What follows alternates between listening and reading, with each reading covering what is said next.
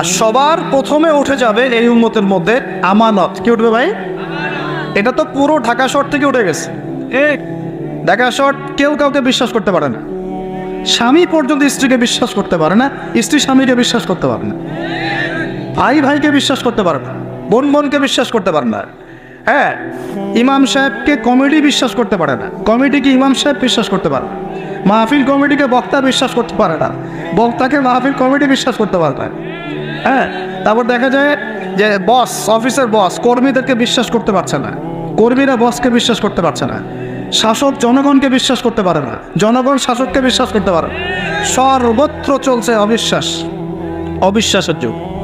বাজারে যাবেন এই কেনাকাটা করতে, বলবে একদম টাটকা ভাই, একদম ফ্রেশ, 7 দিনের জিনিস নরমালিন মাইনে আপনি খাওয়াই দিয়ে দিল।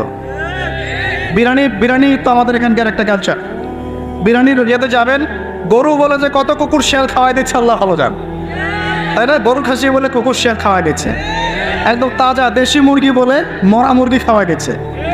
হ্যাঁ, বড় বড় রিনাউন কয়েকটা অভিযান করলো না কয়েকদিন আগে, দেখলেন মানুষকে মারার মতো বিষাক্ত রং মিশিয়ে খাওয়াই দিচ্ছে।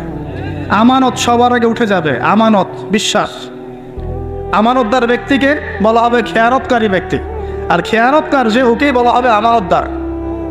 যে আমানতদার তাকে বলা হবে খেয়ানতকারী, আর যে খেয়ানত করে ওকেই বলা হবে আমানতদার। তখন আল্লাহ পাকের আযাব আসবে প্রতিটা ক্ষেত্রে। বলবে যে ভাই মাছটা ফ্রেশ, দেখবেন যে পচা মাছ, ভাই যে ফ্রেশ গরুর মাংস, দেখবেন যে ওটাকে একদম ইঞ্জেকশন মেরে মেরে মেরে গরুটাকে ফুলাই দিয়েছেন। কোনো কোনো সময় দেখা যায় ডাব খেতে আসেন শহরে, ডাব রাস্তার পাশে ডাব বিক্রি করতেছে, ডাব কেটে দেখবেন পানি অর্ধেক নাই, সিরিঞ্জ দিয়ে পানি বের করে ফেলছে। কোন যুগে আসে?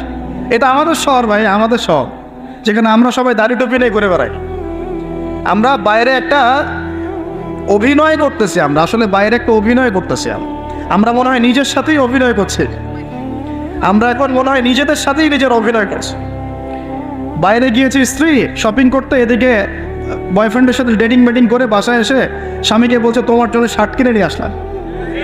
হ্যাঁ, এদিকে স্বামী বাসা থেকে বের হয়েছে, ওইদিকে অফিসের কলিগদের সাথে দুই চারটার সাথে তার অবৈধ সম্পর্ক।